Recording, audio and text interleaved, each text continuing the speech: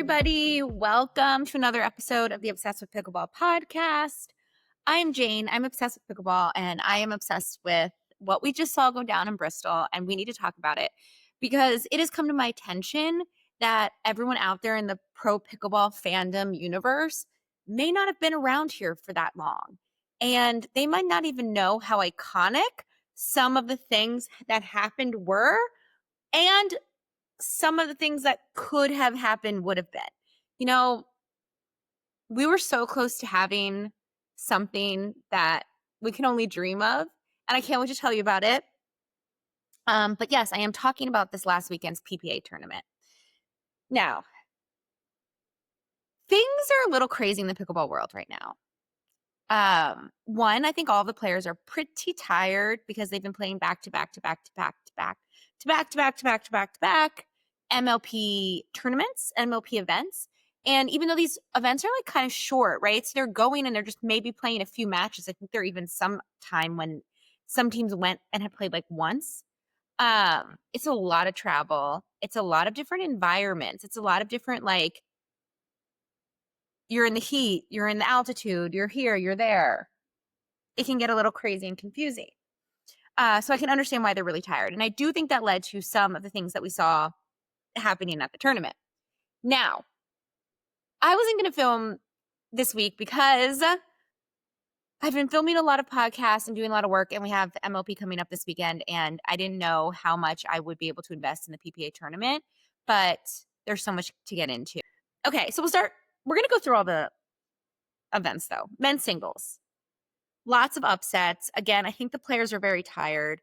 I don't know why we still talk about people beating Ben Johns in singles. Ben Johns gets beat by all kinds of people in singles. Like, he goes out first round a lot, second round. You know, it's not like he has that one person he can't beat. Do you know what I mean? How, like, it used to be Fed and him in the finals all the time, and, like, Fed could not beat Ben. No, Ben is vulnerable to anyone. He can get beat any day of the week. So when we, like, make this big deal that someone beats him, I'm like, okay.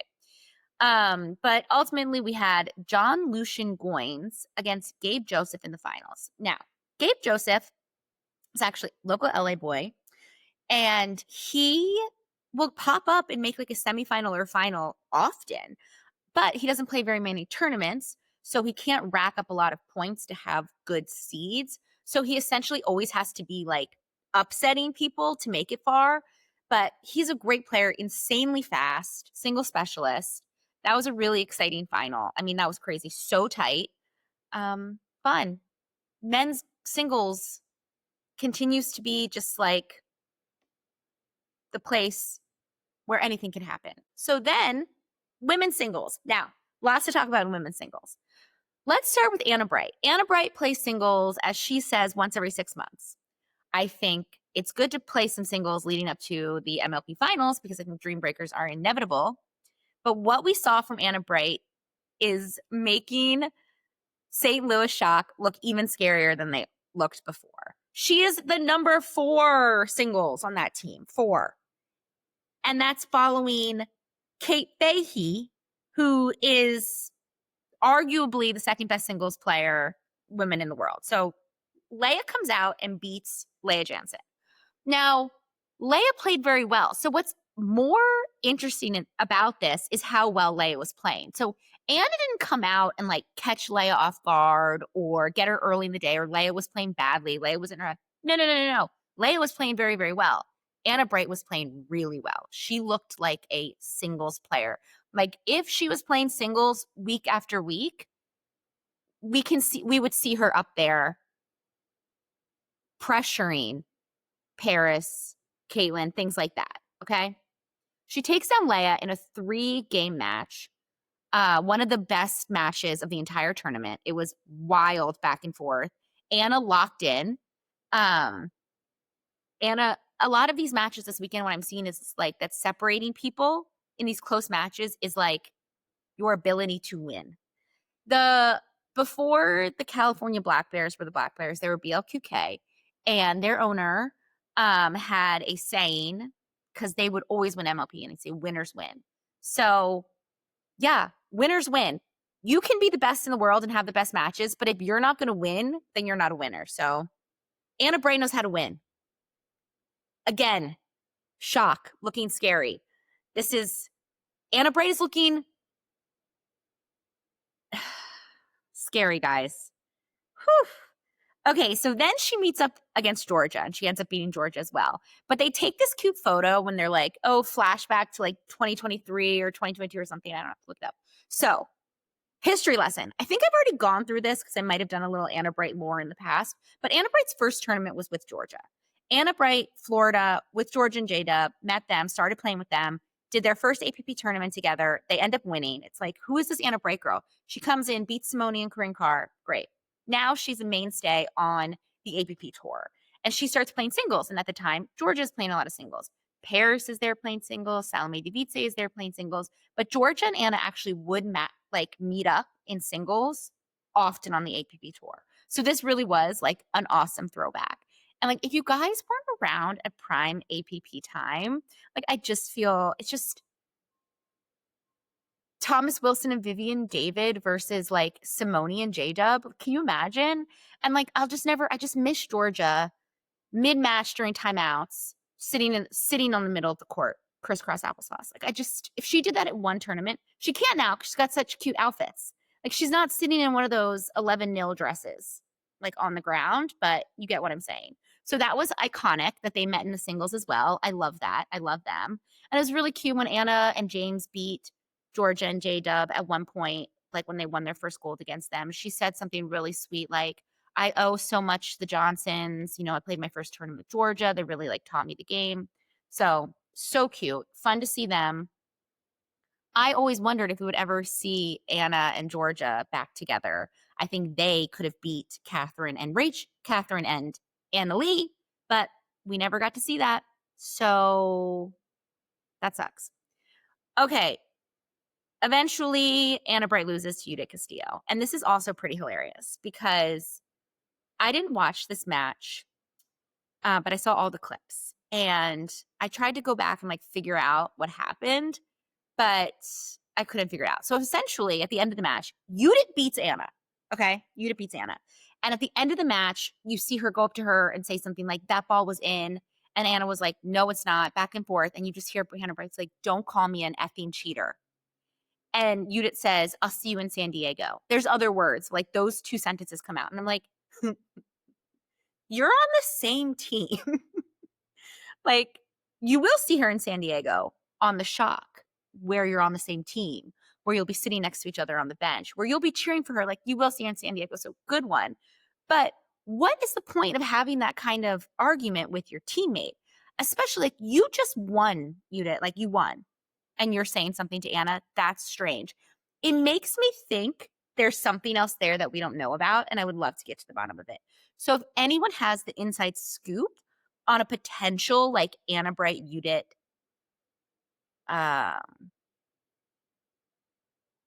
beef, I would love to know it. Just for my entertainment. Just because I'm curious. Because like, that's a hot take. That's a hot take. Like, have you ever played your friends? I have played even like friends of friends in a tournament, right? Like, let's say I'm playing someone and I just loosely know them. Maybe they sometimes play at Pickle Pop. Maybe they're a friend of someone I play with. They could be the biggest cheater in the world. Not saying that Anna was cheating. I don't know. Biggest cheater in the world. At the end of the match, I'm still being like, oh, ha, ha, ha. Like, you know, like keeping things kind because you never know what's going to happen. Especially if I won. Now, if I lost, it might be a little harder to not say something. But if I won, I'm not saying anything. I'm being the best friend ever. And this is for someone I barely know, not someone who's on my MLP team. But I do kind of love it. It's kind of hilarious. I like Judith Castillo. Like, I like that. I like that she's like a little crazy. You know, I love a crazy girl. But that was funny. Ultimately, what we see in women's singles is that Paris Todd locked in. She came back against Brooke Buckner to make it to the finals and then came back against Caitlin Christian to win that final. So what Paris demonstrated, in my opinion, during this tournament is what I was saying before about Anna. She was able to just overcome any kind of moments. Like, there were moments when I was watching, I was like, oh, Caitlin Christian's going to beat her easily. Like, she's playing so well. She's taller, she's faster. Like, I'm just seeing like, oh, she's just better in this moment. And then I close my eyes for 5 seconds, turn around, Paris is up. Like, she locks in and levels up. I mean, yeah. Especially in singles. You don't see it as much in doubles, but also with doubles, it's like, again, you and your teammate have to do it together. But I think that her will to win is a reason why maybe Columbus is looking a little tricky coming into these playoffs. Don't sleep on Columbus. All they have to do is get to 2 games, get to the Dream Breaker. Don't sleep on Columbus. Let's move on to women's doubles. I know I'm skipping mixed. I'm going to get to that. Women's doubles. No surprises here. That's why I want to just kind of get it out of the way. It's a little boring, right? And I think women's doubles is going to be boring for a while. A long while. Anna Bright and Leigh Waters barely gave up any points. I think what they were saying, they less than 30 in the whole tournament, including a 3 out of 5 final. That's what I'm thinking. And they end up facing Georgia and Rachel in the finals. No surprise here. I, right now, am kind of living on Georgia being the number 3 woman in the world. I think she has a very high chance of making it with a partner like Rachel. I think Rachel's really, really good. Obviously made it there with Catherine. I do think that because of points, you're going to see whoever's on the opposite side of Anna Bray and Anna Leigh. It's almost like, do you team up with someone with points? You don't have to be on the same side of the bracket as them. So it's like Catherine played with Jackie and Rachel played with Georgia. So I think Catherine has more points than Rachel, but Georgia has a lot more points than Jackie. So Jackie and Catherine have to play Anna and Anna Leigh in the semifinals, where Rachel and Georgia, they have to get through Paris and Tyra. No easy feat, but they don't have to get through Anna Leigh and Anna Bright. So then you think moving forward, you're like, if I'm Catherine or if I'm Rachel, I'm like, all I have to do is have a partner with more points than Catherine or more points than Rachel, and I can guarantee myself that spot. This is crazy strategy, but if we're talking prize money, like we were talking that we are with the new contracts, your points are going to be even crazier to hold on to because of those brackets. So yeah, mixed. And so maybe I'm a mixed player and I'm like, this up and comer is going to be really, really great. I want to play with him. And I think we could have really deep runs. But I risk being on the same side of the bracket as Anna Leigh and Ben. I would argue that it's easier to beat Ben and Anna Leigh than Ben and Anna Bray right now. If I'm a women's doubles team, I don't see anyone beating them. I just try to get on the opposite side of the bracket. Honestly, Rachel and Catherine maybe should talk to each other and be like, listen, like let's just make an alliance right now to make money. Let's just be the number 2 team in the world. Let's stay on the opposite side of the bracket of them. Let's battle with whoever comes in with the number 3 seed every week, and let's make that second place money. Because I'd rather have the second place money than the third place money. I think it's significant. So ladies out there, Catherine, Rachel, this is my argument for you. Georgia, Tyra, whatever. Women with lots of points. Give yourself a chance at second place. Manipulate the points so that you can make it to the final, because you might as well get the second place money instead of the third. Now, in the finals, we see Georgia and Rachel versus Anna and Anna Leigh. So 2 great teams. Rachel is a star. But I do think we saw in this match that Rachel was one teeny tiny level lower than the other 3. But it's hard for me to put into words because it's not at all a hit or something against Rachel. Rachel is amazing. But you can feel that she's newer than them. Now, let me see if I can make this make sense. Like, you can just tell that she's newer to the game than them because things aren't as much second nature to her. And I think the point I'm trying to make here is it's going to sound, I hope it doesn't sound like I'm insulting Rachel. What I'm saying is Rachel's ceiling is still so high. She is still you can see how much room there is to grow. Where I think a lot of other women, I mean, she's already making these finals consistently. She's already top, right? You can call, some might argue her top 3. Top, definitely she's an argument for top 5, 100% 6, 7, something like that. But I'm watching her play and I can just tell that she's still figuring out who she is as a player and like what works for her and what's her strengths and all the stuff. Rachel feels like, you know, in Harry Potter when like you get your wand and like over the years you become more like in tune with your wand. Like that's how it is like with the paddle, right? Like it's not like, anyway, that doesn't make any sense. But if you get it, thank you so much for understanding me. So who's going to be able to beat these girls? Let's talk about it. Right now, I think in the top, we have the Catherine, Georgia, Rachel situation. These are the 3 women who have played Annalie and Anna Bray. All amazing women, all alphas. I'm not saying any of them are like a Colin John situation, but I think that they're all better on the right. Based on the people that they've played with, they've gotten really comfortable on the right, and they can all be like alpha right side players. Now, all of them can play on the left, but they have been playing on the right with their partners, Annalie, Anna Bright, and Tyra. So when you put any combo of the 3 of them together, there's still the middle issue, and there's still like who's the ultimate aggressor issue. So who can any of them team up with? Now you say Georgia and Tyra, of course. Annalie's scared of those 2. Anna Bright should be scared of those 2, but they play so much together and now they're playing on MLP. Like I don't think it's going to be them that's going to consistently or be able to beat them. Like they're too studyable at this point. So we need something like fresh and new. So top left side women, you have to think Etta, right? You have to think Etta to Anatoa, but Etta has not been playing at her peak. Okay. I always thought when we were still having the Catherine Annalie situation, Georgia Etta, let's try that out.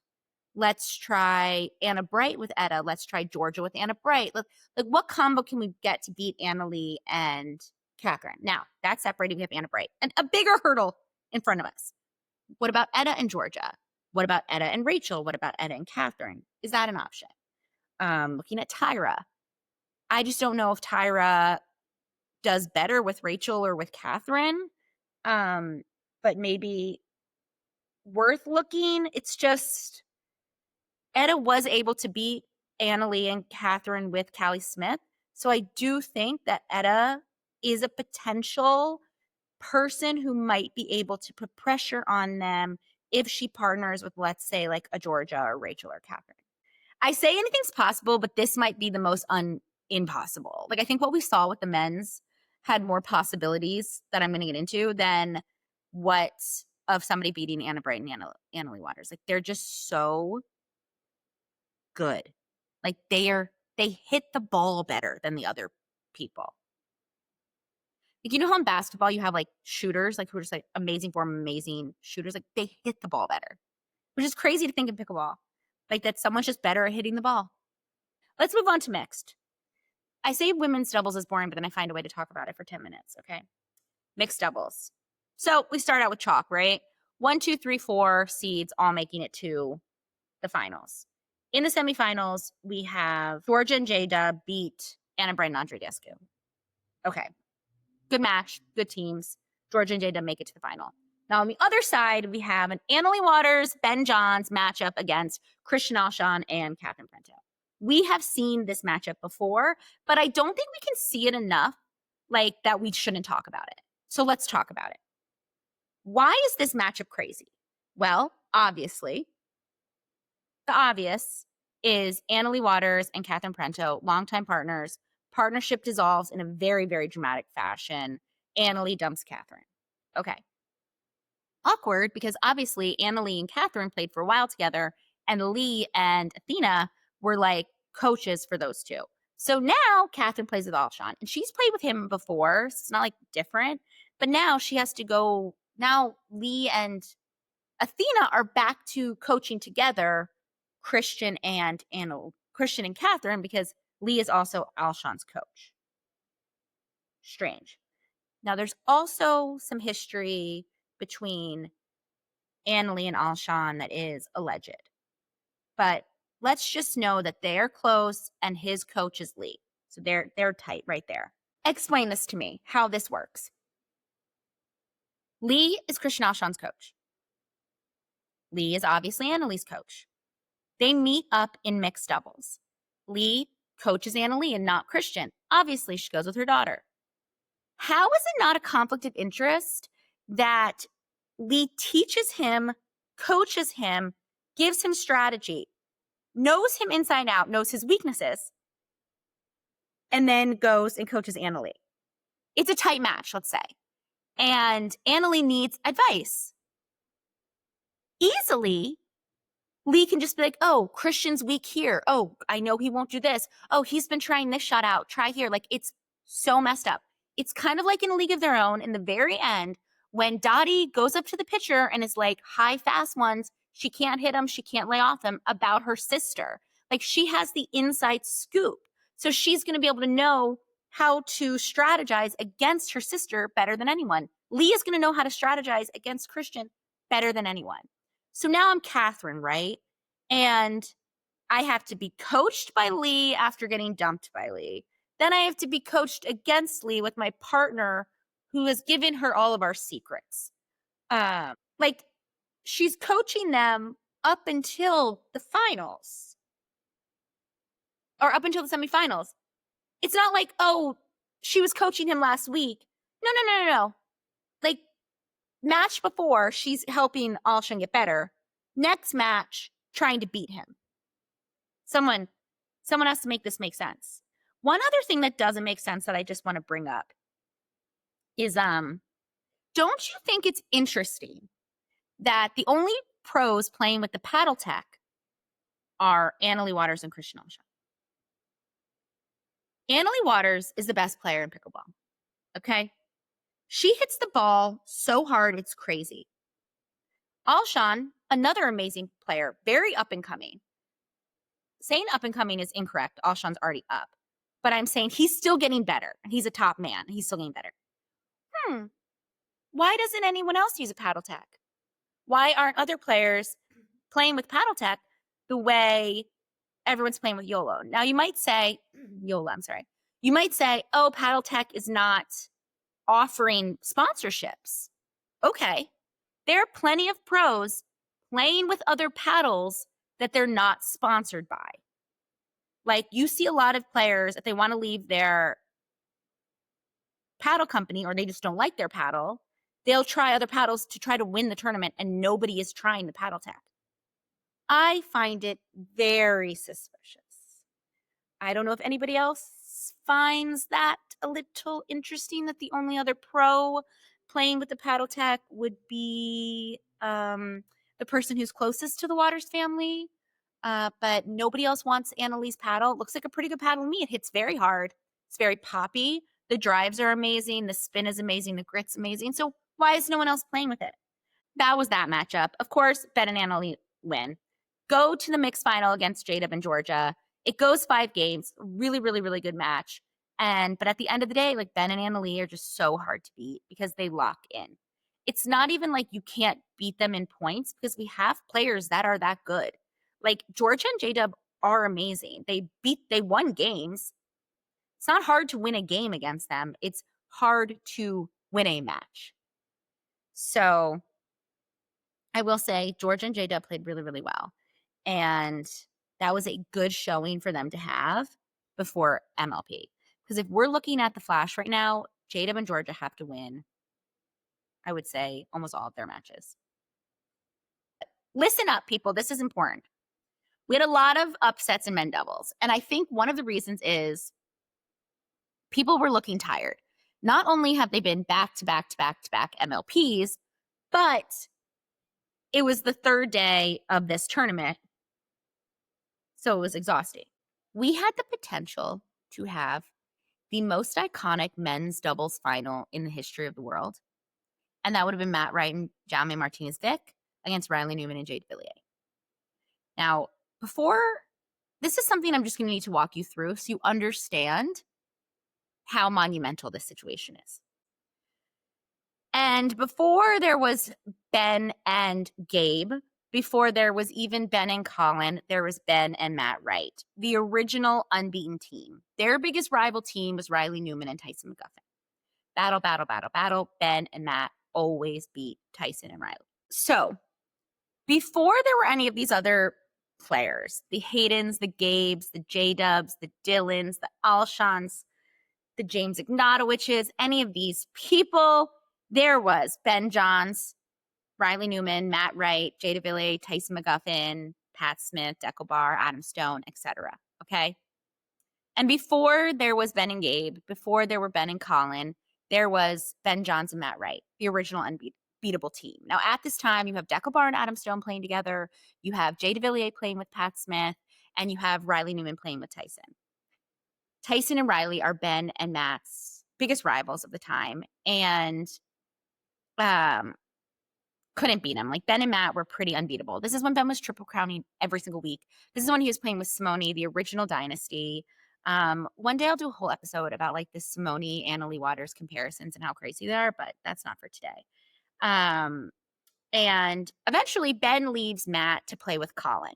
Now, it seemed to me like this was more of like, that's my brother. He's getting good at pickleball. I want him to be my doubles partner situation than like anything negative against the Ben Matt partnership. I think they stayed pretty good friends. I think everything is really like on good terms. When Matt was getting demolished on Facebook by Jim Kloss and everyone was saying that Matt's terrible, Ben like literally came out on Facebook to say that's not true, which is like not a very Ben. I don't think Ben is like chiming in the chats. So that was pretty big. So Ben goes and plays with his brother Colin. Now, Matt Wright does the unthinkable. At this time, you know Matt Wright's personality and Riley Newman's personality. Maybe you know it, maybe you don't. But they're very chirpy. They're very animated. They talk a lot of smack. And they weren't friends. Let's put it that way. But Matt needs a new partner. And Riley doesn't want to keep losing with Tyson. So he leaves Tyson to play with Matt Wright. And this creates the rivalry of Ben and Colin versus Matt and Riley. And this kind of took up the men's doubles world for like over a year. I mean, are we even talking 2 years? And it was pretty intense. Now, it goes back and forth. Riley and Matt get some wins. There's a time when they win a few and it looks like, oh, this might be like an even partnership. Riley is really, really, really gunning for that like top man spot, wants to beat Ben so badly. But then, of course, Ben starts playing with Annalise. So mixed is kind of like fucked for him. He was playing with Catherine and they beat them once. But beating someone once is not the same thing as being better than them. So that's a problem there. But what happens is J-Dub and Dylan come off from the APP tour and start beating Riley and Matt. And Riley and Matt stop beating Ben and Colin. So now they're in the mix of not even being the number 2 team. This is not acceptable. This is when Jim Kloss decides to go on Facebook and like every single 5 seconds put a rant about how and why Matt is bringing Riley down. So the inevitable happens. Riley partners ways with Matt. And he does all these crazy things where he essentially is a video like, who's going to be my new partner? I don't know. And announces that he's going to be playing a little bit with AJ Kohler and a little bit with Julian Arnold. And I flagged right away, immediately, that these were not good partners for him. And I was right. So you have Matt being kind of left in the dust. And this whole idea that Matt was bringing Riley down. But in that little time period after, Matt's actually making it farther in draws than Riley. Because Matt is a strong right side player. So he can team up with these left side players who are better versus Riley now has to find a new right side player. At the time, really good right side players were hard to find. And I think, I don't remember who was saying it. Maybe James Ignatowicz said it at one point where he's like, it might be more beneficial for men to become an amazing right side player because so many of the top men's players are left side players. So like if you're a top 10 guy, why not be the best right side player? And I think inevitably we saw that happen, whether it was accidental or not, with Hayden Patrick-Quinn and Gabe Tardio.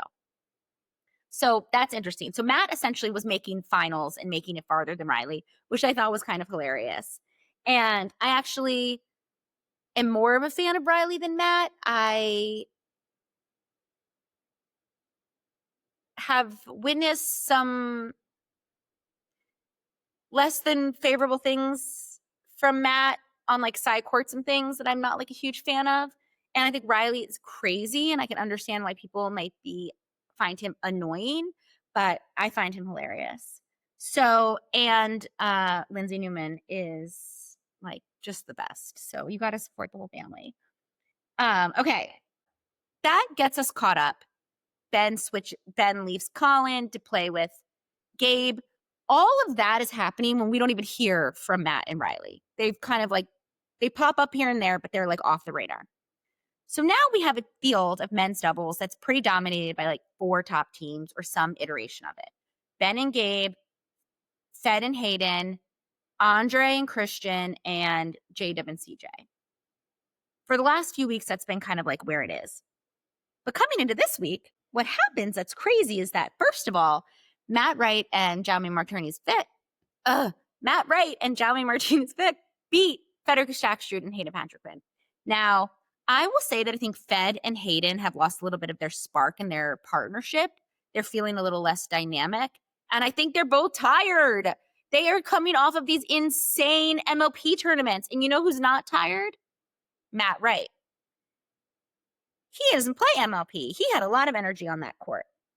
I think it's hard when you're in MLP mode to then all of a sudden get your energy up and be able to fight like you normally would on the APP tour. So, but that being said, Matt and Jaume played very well. My favorite meme of the weekend, and I'll never get tired of Adidas memes, is what memes Pickleball said, like Fed getting beat by Adidas paddle.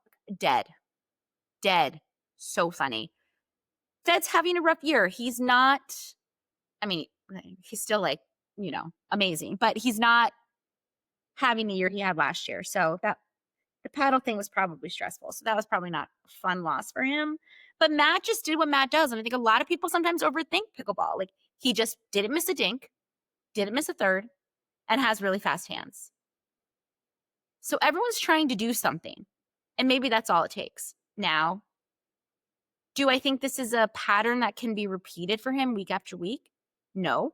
But somehow they snuck through and they made it to the semifinals. On the same side of the bracket as them, we have Tyson McGuffin and Max Freeman beating J.W. Johnson and Andre Diascu. A favorites to make it to the finals. I would say if I was looking at the teams, I'd probably put them in the finals with Ben and Gabe. But Andre and J.W. both look tired. Again, an MLP situation. And yeah, Tyson and Max are also playing MLP, but their teams are out of it. So maybe they like have a little more fire to win than, I don't know. But finally, we have Max Freeman living up to the hype. I mean, people talked about him so much and then nothing. And I was like, I was told that I should keep my eye out on this guy, Max Freeman. And then his MLP team, like, slice who? But now we have him beating Ben Johns in singles. Again, I don't know why we're still talking about that, but he did. And making it to a semifinal with Tyson. So we have Tyson against Matt. Jaume, Matt, Tyson, Max. Jaume and Matt get pickled game 1 and come back to win it to make it to the semifinal. That was crazy. Matt and Tyson against each other is already crazy because they have a lot of history of chirping. All these dudes like have chirped against each other. And Tyson and Matt would never play together because they're both like the support characters. Well, actually, in the beginning when Ben and Matt started playing together, you didn't know who was going to play left. Like that is how crazy back in the day was, is there was a chance that Matt would play left over Ben. That's how far back we're talking, guys. Anyway, so Matt and Jaume end up beating Tyson and Max, which was crazy.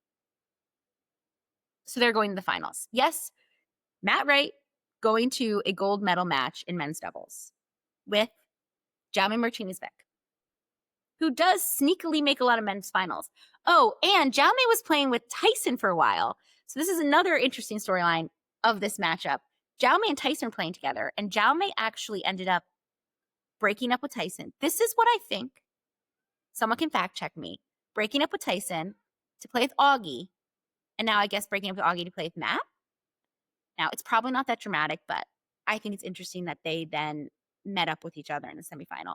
On the other side of the bracket, I'm digressing from where I'm trying to get. Ben Johns gave Tardio against Jay DeVilliers and Riley Newman. Jay DeVilliers and Riley Newman in a semifinal against Ben Johns. It's just like so blast from the past, classic, amazing. They're so close, you guys. They take them to game 3 and they could definitely win that third game. And I was on the edge of my seat, not just because I love a good upset and not just because I've been like really on the Jay DeVilliers train. Like I'm just so into him right now with like how he's playing with Miami and everything. But if Riley and Jay had beaten Ben and Gabe, we would have had a Riley Newman, Matt Wright gold medal match showdown.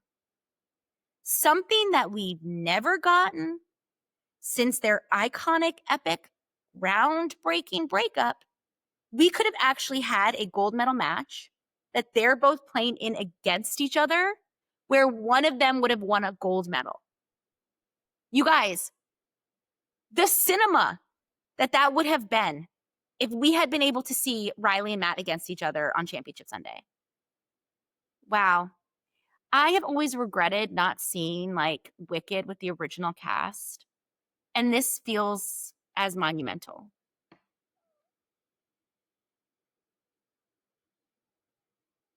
Let it sink in. We could have had that. We could have had great things. Okay, so instead we get Gabe and Ben getting another gold medal. Boring. They beat Jaume and Matt in the finals pretty easily, but it was still cool to see Matt in a final against Ben.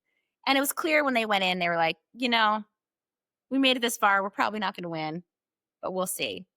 So Matt playing against his grandson, Gabe. Actually, let's do the math on that. No, not old enough to be his grandpa. Okay, so that's the PPA tournament this weekend. Super fun. We have MLP coming up this weekend. I will be attending all 3 days. I'm so excited. If you're going to be in San Diego, oh my God. My cat just tried to eat my laptop. No, Chi-Chi.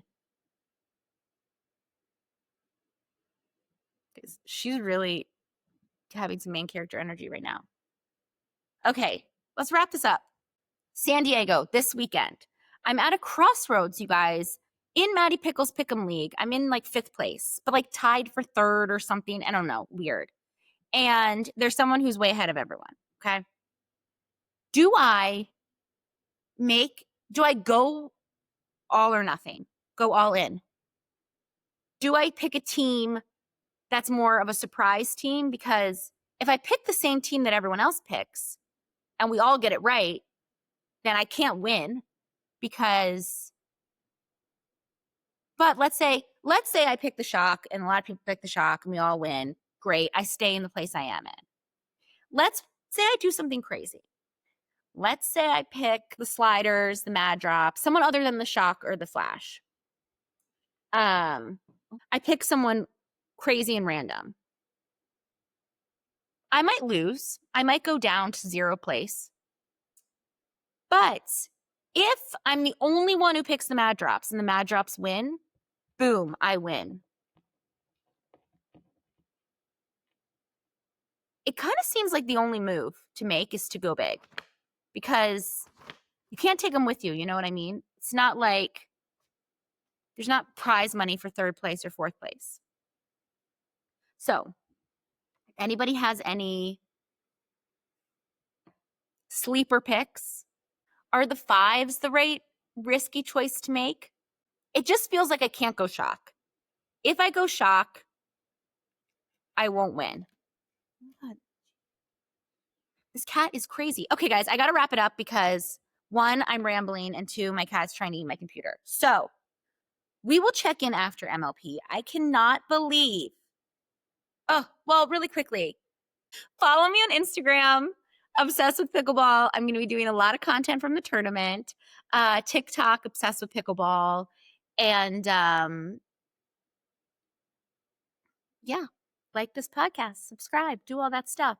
And next time I talk to you, we will know who is going to New York for the MLP finals. I cannot believe what I'm about to go to San Diego and witness. It's going to be everything. It's going to be crazy. Okay, I'll see you guys at the next one.